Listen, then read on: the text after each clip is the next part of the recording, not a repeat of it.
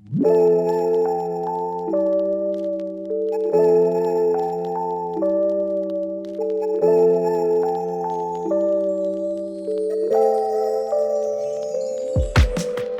Aaron, welcome to the House of Visionaries. Cheers for having me. No, it's an absolute pleasure, mate. Means a lot you taking time to come down here. Like, I know you're super busy and I genuinely appreciate you taking the time out. So House of Visionaries is all about people, talent and scale strategy. And the topic we're going to be covering today is talking about the evolution of AI in talent acquisition. So really looking forward to breaking that down. And obviously you head up like the TA function at Vertical Aerospace. So it'd be really interesting to hear your thoughts on it. And obviously super cool background, Dyson, ASOS, Meta, Vertical Aerospace, they've got to be some of like the coolest businesses in the UK doing some amazing things. So I'm really excited to have you on and have a good chat about it. No worries, good to be here. Before we get like properly stuck into AI and the evolution of that, like, do you want to maybe just bring to life a little bit about your background and maybe share some details on some of the cool things you guys are doing at Vertical? Yeah, sure. So I guess I've been in recruitment for best part of 10 years now. Like most, sort of cut my teeth in agency. Was agency side for about 4 years. Learned a lot about the discipline there. Then moved in-house. Since moving in-house, I've never looked back. Yeah, no surprise. The sales life wasn't for me. But no, on a more serious note, I think I feel like I've really found where I need to be, and it's where I'm motivated to do my best work. So as you said, I'm heading up talent acquisition and employer branding for Vertical Aerospace. Super exciting business. It's a privilege really for me to be a part of it. We are a startup company, but unlike many other startup companies, I think we are a little bit maturer. I think I can say that. We've been going, I think, for about the last sort of 7-8 years. We're on a mission to pioneer electric aviation. Why that's so interesting is because it's a whole new product, right? So there is no rule book or playbook for us to follow. We are literally learning as we go. So it's lots of failure, lots of iteration, super exciting stuff. The sorts of things that we're up to at the moment. So we're a startup company, so it's about kind of getting the basics in place, forming the right kind of team, getting the right people in place. As we move into 2024, it's going to be very much focused around optimization and really looking at our technologies and tools that enable the team and the performance of the team. So there's going to be a big focus on AI, which I'm sure we're probably going to start talking about in a second, as it seems to be a hot topic, and the kind of the tools that are needed to enable performance, but by optimizing and kind of getting rid of time wastage and efficiency wastage. So that's going to be a big focus for us. I think another thing that is really important is we need to build our employer brand. Although the company's been going for some time, it's predominantly relied on external partners and suppliers up to the point of me joining and building a world-class TA team. So a big focus for us is going to be looking at attraction. So how do we actually attract the people we want? How do we kind of tailor those messages and always be in a place where our content is fresh, exciting and unique and differentiates Vertical from some of the competitors and sort of key players in the urban air mobility market. So yeah, big year for us. Yeah, I think it's one of the coolest programs going on in the UK. Like, I genuinely do. I think it's a really exciting project, and you guys are doing some really cool stuff. So it'd be amazing to watch how that develops over the next few years. So AI. So, but in the preparation for this, I read one of our bond books that the team has built. But AI is like one of the key buzzwords for 2023. Like, you can't speak to anyone without hearing about AI. But some of the facts that I wrote down here, which I thought were quite interesting, was AI is estimated to have a market cap of $87 trillion by 2037, and AI is set to create 97 million new jobs by 2025.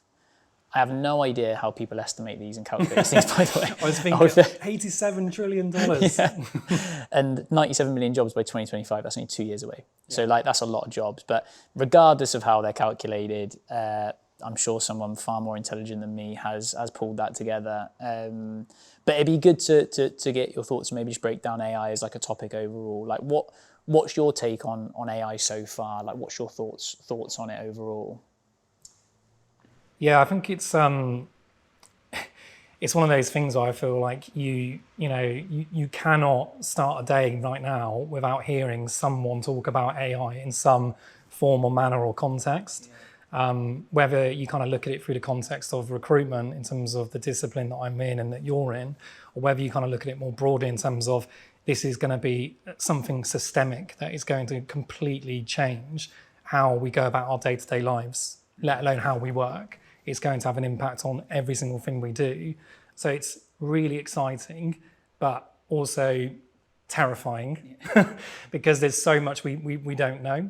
And if I kind of go back to, if I think of it through like the recruitment lens and within this context, my own kind of perspective on AI at the moment is, I mean, there's some really good stuff out there. There's some good tools that have been very quickly developed by some very smart people who know what they're talking about. But even these tools right now are kind of only scratching the surface of what I think AI is really going to be able to offer us in terms of harnessing its full power. For example, there are tools that we've started to adopt and use in vertical aerospace. One that comes to mind is a tool called MetaView. This is something that is commonly spoken about by a lot of recruitment leaders, TA leaders. It's definitely like the tool of the week, if you like. What it is it's an AI tool that allows you to transcribe the interview notes and interview feedback in a live real-time interview. It's a fantastic tool, but I think it hasn't quite been refined yet. We are currently using it as like a live demo. We've been trialing it for the last month. I can see it's already adding value, but I still don't think we have, the kind of the end product that I have in mind when I think of AI and I think about how much this should be adding value to how my team is performing. When I kind of consider AI as this futuristic, game-changing technology, right now the AI that I'm using, yes, it's new and shiny, but it's still rough around the edges. There's still lots of refinement and development that needs to happen. And already with MetaView specifically, we've done 25 interviews in this trial, and I've already identified a couple of flaws where it hasn't been able to transcribe the kind of complete interview notes. Maybe that because of disruptions in the recording, or it could be like noise disruptions, or maybe it's not picked up on how the candidate has particularly enunciated certain words. In order for it to be a solution and not just a tool, we're going to need to work and refine and kind of improve those bits. But there is so much going on at the moment. I feel that we're in this exciting bubble where what I say to my team is, if it makes sense, then we should test it and we should experiment it. And next year, we're probably going to go into one of the biggest sprints of experimenting, all these new tools and technologies, which is super exciting. I also think we're in a place where, there is so much coming onto the market. We also need to upskill as leaders to be able to help our teams to know where they're investing their time and to not waste time on complete rubbish.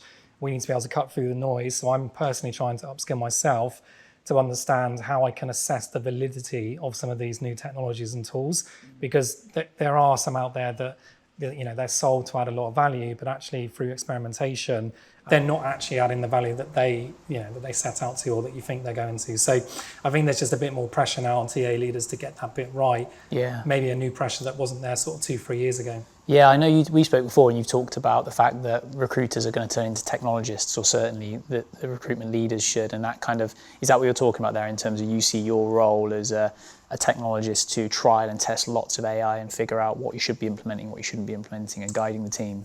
Absolutely. I mean, if you kind of go back sort of 15 years ago, when the recruitment discipline as I knew it was extremely sales focused. So you could argue that to be a good recruiter, your thinking and your mentality had to be sales first. We then went through like an interesting period where you had some really positive sort of economic upturns. A lot of companies were cash rich, and we went through sort of like hyper growth modes of obscene amounts of hiring. Certainly in like engineering product companies and, as we know, big tech, they went through humongous, sort of hiring growth spurts. And then you saw like the evolution where you went from sales mentality thinking into marketeers, and recruiters were sort of challenged to think more like marketeers. And out of that, you sort of saw this new recruitment marketing discipline evolve, which then created employer branding. I think we're now moving into this era where there's more pressure on recruiters to become experts in how to read, interpret, and understand technology. And that's where I think that kind of technologist mentality and thinking comes from. And I think if you look at my role, yes, it's going to be about the validity and how to assess the validity of these tools, but there's also like how to prompt, how do we ensure that the AI tool is able to deliver the results that I'm looking for? And I think that in itself is going to require some upskilling in terms of how do you prompt correctly. That's not something that we've needed to do before. It was need to be a priority. But I think in order to be able to use these tools correctly, that is going to be a focus for us. Yeah, I think it's really interesting. The thing for me around AI at the moment that I'm like getting my head around is easier, but is it better? So some of the AI tools that we've been using, not just in TA, but also in marketing, and they're very closely linked, like some of the outreach tools we use in marketing, some of the outreach tools we're using in hiring. It's definitely easier. It's easier to send lots and lots of emails very, very quickly and just get a computer to do it for you. But is it better? And I think the crossover bit that I'm looking for, or certainly starting to challenge myself with, is if it's easier and better, then we should be adopting it. Absolutely. If it's easier but not as good, then we maybe need to question ourselves whether we should be using it or not. Like I can always tell when one of our team writes something on ChatGPT, I hate it. But like it's an incredible tool, but I can always tell when something's written like authentically in a Bond tone of voice, or when something's been chucked on ChatGPT. I think it's going to be an interesting space, and I think the bit that I've taken from what you're saying there is like the real art is going to be in that technologist mindset to cut through the noise and figure out, okay, which of this technology is actually going to make the function fundamentally better, and which of it is just it's kind of stuff, and it might not actually help, and it might just actually cause distractions or issues. So it's going to be understanding which technologies to deploy when and how you fit that into the function, which I think is going to be a really interesting journey. Yeah, it will be key. I think going back to that analogy, it's if you kind of unpick it and you think about what is a technologist, if you look at like a software developer, the way they think is, okay, what are the requirements? Then they move into, let me design and develop a concept. And then it's about how do I kind of test the quality of this concept? And then you move into performance. And then it's through that iteration that you get to that optimum performance sort of, target goal, if you like. And I think recruiters are going to have to start thinking in that way because the market is going to be flooded with so many new tools and technologies. It's going to be very, very difficult to be able to identify the ones that really we should be investing our time to.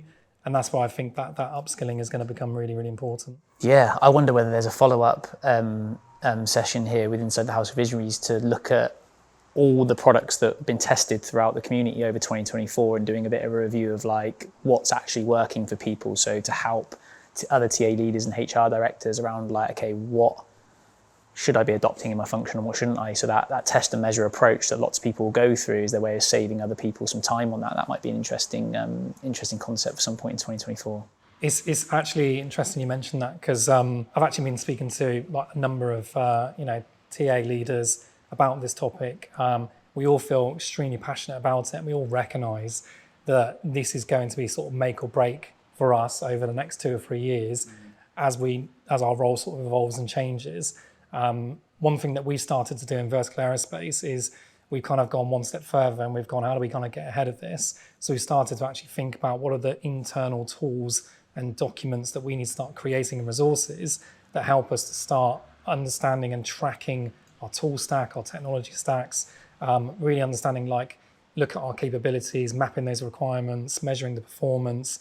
And we've almost started to create these kind of visual diagrams that help us understand if something is in situation, which means that it's adding value, it's something that we've widely adopted. If it's something that we're trialing, it's something that we think could add value, but we're going to test and we're going to trial it. And if it's something that, actually we're going to bin where we've actually gone through that cycle and it may have actually originally met the requirements, but because nothing's sort of set in stone and things are always changing and evolving, we've actually noticed that it's gone full circle and it's now no longer meeting those requirements. Yeah. And it's just having that visibility and that discipline to kind of be on top of that and make that a priority so that you're keeping your tech stack super efficient and effective. It's something that we've started to do. I wouldn't say we're an expert at it yet, but it is, for me, it's definitely one of my key priorities next year when we talk about this optimization, getting ready for AI. I think it's internally how we set ourselves up ready for that. And these are some of the steps that we're taking. Yeah, I love that. I think that's brilliant. I've not heard of many people that have gone that far with it in terms of a in terms of a framework and testing inside that framework and really understanding what's worked for you, what hasn't worked for you. I think that's a really interesting framework. And I think the fact that you are testing that and pushing that, that's the first time I've heard of somebody that's gone that far with it already and is going to roll that out through 2024. I think that's awesome. It'd be really interesting to hear what has worked and what hasn't worked. I'll be definitely tapping you up for some information on that. Oh, I'm sure. That's fun then. So Aaron, what we'll talk about now is looking at the evolution of AI. So talking about concepts around AI and how it's going to affect talent and how that could evolve over time as well. So like one of the things we've been looking at in Bond and what we think might happen is kind of if we start here today in our current format, and then at some point in the future, I think that everyone's going to go all in on AI. And what we'll end up with is like a mass adoption of AI. And that will probably be great. It will be fantastic because things like LinkedIn. So I imagine we'll be at a place pretty soon where on LinkedIn we could find a profile that we like, say, can you find me 50 more that look like this, please? And then in ChatGPT style, integrate it and say, can you please reach out to them with an informal tone of voice and could you reference something bespoke about their academic history or whatever. So what that would do is the top of funnel becomes like automated, which then means we get less admin to do. And then we can invest that time in things like EVP, brand, candidate experience, hiring manager experience, whatever we want to invest our time in. So the concept of where we're going to go with AI, I think is brilliant. It should give people in the function time back to invest in what they want. But what we're talking about as a potential like concern with it is like, could the adoption of AI break the top of the funnel? So what we mean by that is in the top of the funnel, if you have so much automated volume coming out, say through LinkedIn or something similar, how does the employer brand cut through all the noise? So a bit like in marketing, like the amount of emails you get in your email address these days, like the return and cutting through the noise of email, like people aren't really buying stuff on email anymore. Email campaigns aren't performing as well as they used to is what I've seen from a lot of data. And could the similar thing happen with headhunting and reach out? So that top of funnel becomes a bit of an issue. And if that were to happen, like I could see us potentially in a place where we end up going full cycle. So we end up all the way back round at where we are today, which is hyper bespoke reach outs. But the challenge will be is that we can't do the hyper bespoke reach outs in the way that we used to, sending a message on LinkedIn or whatever it might be, because all that noise and all the messaging, the candidate can't cut through. Is this somebody that genuinely wants to talk to me about a job, or is this just some automated spam that's hitting my inbox? And although it will be very clever automation and very clever targeting, will people be able to cut through it? And I think that's potentially where that challenge will come. And then when we end up back round at the full circle, possibly having to use things like voice and video to cut through. So we'll be sending videos on LinkedIn, we'll be sending voice notes on LinkedIn so people know that we genuinely want to speak to that individual and it's very, very targeted.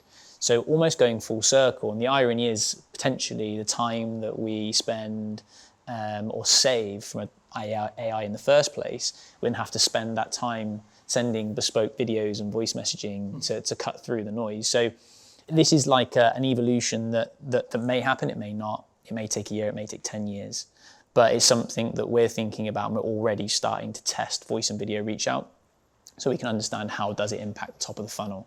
So if at some point in the next couple of years, that top of funnel starts to stop performing for our talent teams, we know we can lean on a new strategy around voice and video, or we can supplement it with voice and video from time to time. So I'd love to hear your thoughts on that as like an evolution of AI. I mean, like, how do you think AI could evolve? Are there elements in that you think are accurate? Are there elements maybe that you don't think will play out? Do you think that might happen? Do you not think it might happen? Like, what are your thoughts on kind of how AI will evolve in TA? Yeah, I think it's interesting because as you were drawing your diagram and you got to where you started at the top, I kind of the first thought that came into my mind was, I wouldn't be surprised if somebody designed an AI solution that was specifically designed to tell you if something was coming from a human or from an AI bot. Yeah. As in, someone will design a solution that will counter the original AI solution that was put in place to make it more efficient. It's almost like a spam filter that blocks anything that's come en masse.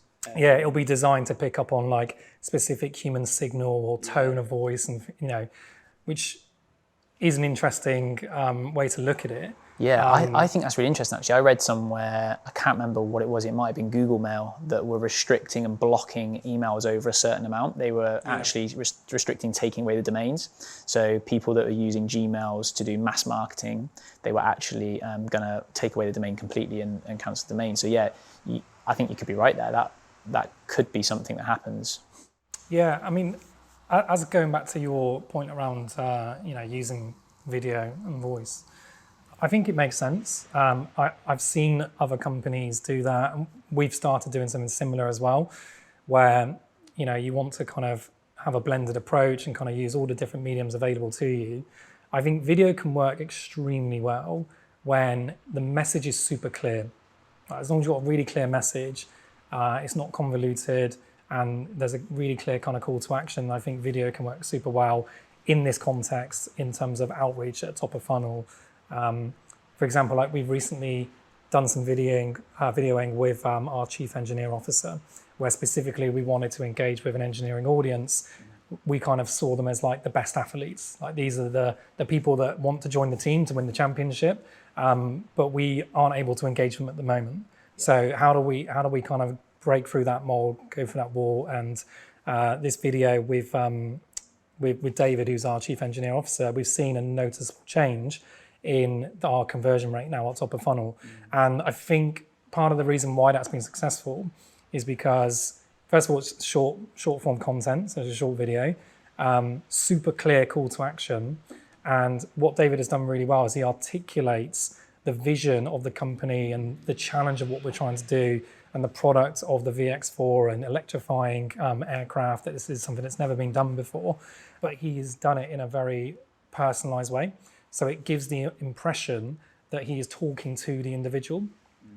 It's much harder psychologically to say no to someone when they're talking to you face to face. So if we're able to simulate that in the form of a video, then that's got to add value, right? And I think we're onto a bit of a winner there. So I think it's like, how do we do that, but kind of come up with something that is scalable, that kind of keeps that personal touch, that simulates that, that kind of optic, that sort of view. Yeah. I think on the voice side of things, I'm on the fence of this because I've actually been on, the side where people send me voice notes and will send me voice recordings on LinkedIn and various platforms. Somehow they even get hold of my personal number and send me on WhatsApp. Those recruiters, please stop doing that. But, and I think it can have the opposite effect. I think video will be much easier to achieve this outcome because with video, you're able to like read and see the emotions of the individual that is trying to engage and communicate with you. Whereas I think with voice, you're much more limited. So it restricts how you can engage with someone. And I think with voice, for me, sometimes because it loses that emotion, I can't sort of look into the whites of the eyes of the person who's actually trying to engage and communicate with me. It almost dilutes the message a little bit. So I'm not saying it can't be done, because I think there will be some people who will absolutely nail sort of engaging through voice medium and through voice notes and voice recordings.